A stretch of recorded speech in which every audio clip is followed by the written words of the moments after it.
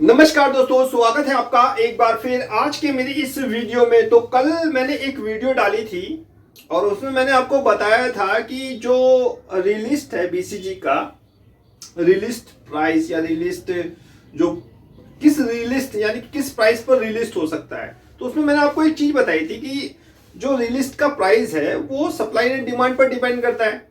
और supply and demand किस पे डिपेंड करती है? वैल्यूएशन पे डिपेंड करती है। वैल्यूएशन जो है वो सभी की अलग अलग हो सकती है, ठीक है।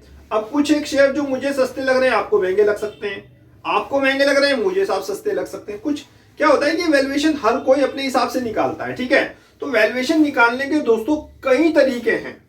तो मैं आपको आज बता रहा हूं, देखिए ध्यान से देखिए कि जो प्राइस डिस्कवरी है,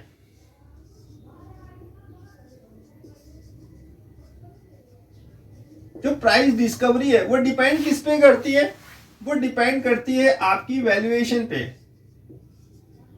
और ये वैल्यूएशन किस पे डिपेंड करती है? ये कई तरीके से निकाली जाती है। एक्चुअली वैल्यूएशन का निकालने का तरीका कहीं कहीं है। देखिए मैंने आपसे कल भी कहा था कि अगर फाइनेंस बैकग्राउंड से आप हैं तो आपको सारी चीजें पता है, ठीक है। और अगर आपने एनआईएसएम का कोई एग्जाम दे रखा है, सीएस सीए वगैरह अगर आपका प्रोफेशनल है तो आपको सारी चीजें वैल्यूएशन निकालने का तरीका अलग अलग है, ठीक है। तो वैल्यूएशन साहब कई रूप से निकाली जाती है। पी रेशियो, ठीक है, प्राइस टू बुक वैल्यू, ठीक है, price to book value and then price to cell,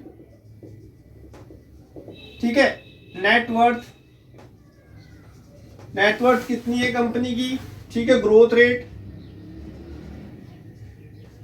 इसको पैग रेशियो भी बोलते हैं। तो इन सारी चीजों से ही साहब ये वैल्यूएशन निकाली जाती है। मैंने बताया ना, हर इंसान का, हर इन्वेस्टर का या हर जो भी कोई वैल्यूएटर है जो वैल्यूएशन निकालना जानता है वो अपना तरीका यूज करेगा। एसेट बेस्ड लायबिलिटी, ये जो तरीका है ना नेटवर्थ, ठीक है, जिसमें से बहुत सारी चीजों को देखना पड़ता है। एसेट्स कितनी है, लायबिलिटीज कितनी है, माइनस प्लस फिर इंटरप्राइजेस वैल्यू वगैरह निकाली जाती है। बहुत लंबा चौड़ा मेथड है ये, ठीक है। अब पी के अकॉर्डिंग मान लिया कि आप देखिए, आज मैंने एक चार्ट लगाया है टेलीग्राम चैनल पे, उसमें देखिएगा कि जो ब्रैडकॉम ग्रुप है उसकी जो पीयर कंपनी है, पीयर माने साथ वाली कंपनी है जो इस तरह का काम करती हैं, वो कितने पी पर ट्रेड कर रही है, वो सब कितने ट्रेड पर? एवरेज 50, वो 50 के पी पर ट्रेड कर रही है, यानी कि 50 रुपए देने को तैयार है लोग बाग ₹1 कमाने के लिए। पी का भी फॉर्मूला होता है, ठीक है, एमपीएस अपॉन ईपीएस। तो उसकी एवरेज कितनी है? 50। अब ब्राइटकॉम ग्रुप कितने पे ट्रेड कर रहा है जानते हैं आप? यानी बीसीजी ये ट्रेड कर रहा है 5 की पी पर, और 5 की पी पर ट्रेड कर रहा है, ₹10 इसका प्राइस है। अगर ये अपनी साथ वाली कंपनी है यानी कि 50 पर ट्रेड करे एवरेज, तो इसका प्राइस कितना हो? इसका कितना हो गया? 10 मल्टीपल हो गया ना। पी देखिए ये 5 है, जहां इसकी एवरेज कंपनी 50 है, तो ये कितना हो गया? 10। और इसको अगर हम 10 से मल्टीप्लाई करेंगे तो कितना हो गया? 100। तो पी के अकॉर्डिंग कितना हो गया? 100। ये मेरा अनुमान है, हर किसी का अलग अलग अनुमान हो सकता है निकालने का। ये नहीं कि जरूरी कि इस पे 100 पे भी साहब रिलीज होगा, ऐसा कुछ नहीं है। सबका अपना अपना अलग मेथड होता है। अब प्राइस टू बुक वैल्यू अगर आपको निकालनी है, मान लिया प्राइस टू बुक वैल्यू आपको निकालनी है, इसका भी फॉर्मूला होता है। प्राइस ऊपर लिखो, बुक वैल्यू नीचे लिखो। प्राइस हमें निकालना है, ठीक है, बुक वैल्यू कितनी है? 40 है।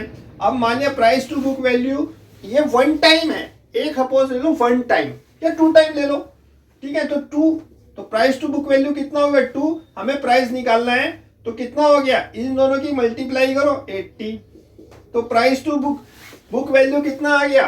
80, ठीक है। अब ऐसी price to sales, price to sales निकालोगे, कैसे निकालोगे? ठीक है, प्राइस ऊपर रखो, सेल्स नीचे रखो, ठीक है। अब प्राइस टू बुक सेल्स कितना हो गया? मान लिया चलो ये भी 2 है, प्राइस हमें निकालना है, सेल्स कितनी है? इसकी सेल्स 4600 करोड़ के आसपास है, 4600 करोड़ है। अब 4600 करोड़ में 200 शेयर आउटस्टैंडिंग है, तो 4600 करोड़ डिवाइडेड बाय 200 कितना आ गया? डिवाइड करके देख लो, उसकी इसके साथ मल्टीप्लाई कर लो, वो प्राइस टू सेल्स हो जाएगा।